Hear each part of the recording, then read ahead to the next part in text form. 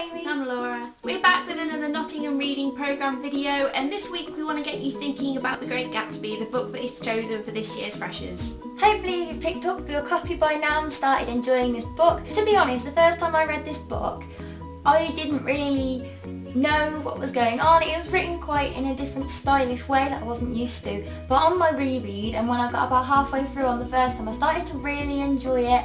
I really like watching it with the film as well because it's like all stylish, and Nick's narration, if you want to think about something to do with that, it's really unreliable. Some of the details that he gives sometimes don't even make sense, so you could try and point out some points where Nick Carraway's description of things don't quite make sense to how they're described through other characters' eyes in the novel. His unreliability might be because he's quite disillusioned with his love for Gatsby. He really loves Gatsby. And if you watch the film, you just get to see Tobey Maguire and Leonardo DiCaprio just have a bit of a bromance. It's quite nice.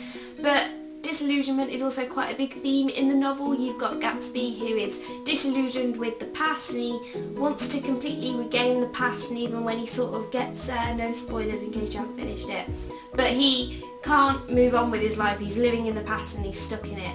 So that is also quite a big theme, just how everyone's very disillusioned with money and relationships and things like that. Speaking of money, when Gatsby gets his house opposite Daisy's over the dock, he always reaches out his hand to try and grasp the green light, and you could think about what the green light represents. A big one that he's got a lot of evidence in the text is that the green light is money, because in the novel Gatsby throws the biggest, most extravagant parties and dollars are green. Also, yellow and gold is an important colour and motif which comes up a lot throughout the book. There's girls that are dressed in gold and yellow. It's all to do with, again, money and the extravagance. Everything's yellow and gold and just luxurious all the way through. The Great Gatsby is also known as the Great American Novel because it's set after the war in the 1920s, the Roaring Twenties, where everything is just really extravagant, and the parties are all about how they got around the Prohibition and had a great time, even though alcohol was banned. The main characters in The Great Gatsby, just to keep you on track, there's Nick Carraway, who is our main narrator.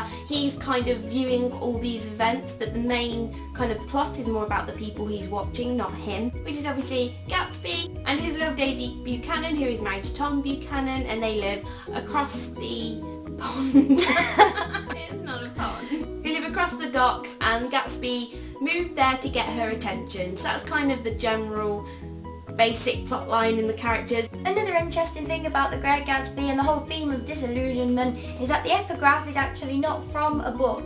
F. Scott Fitzgerald made it up, which kind of shows how the whole point of the American dream is not real. So hopefully this video is giving you some starting points to get thinking about the book and its deeper meanings. There's a lot of online stuff you could find on The Great Gatsby because it's such a famous book, and obviously there's a recent film adaptation which is really, really good. It's got modern music by like will.i.am and Florence and the Machine in, but then it's all mixed in with the old 20s feel, which is really good. Or there's the more classical film from about 50 years ago, which is also really good. So if you want to get thinking about some more things, there's lots of online resources that you can look at. You can sign up for the reading group, which I really hope you do, from the week beginning the start of 5th of October. And if you want to talk about books with other people, you can follow this hashtag on Twitter. And for more general info, you can go to this link down below. I hope you enjoy reading this as much as we do, and we'll see you at one of the reading groups. Bye!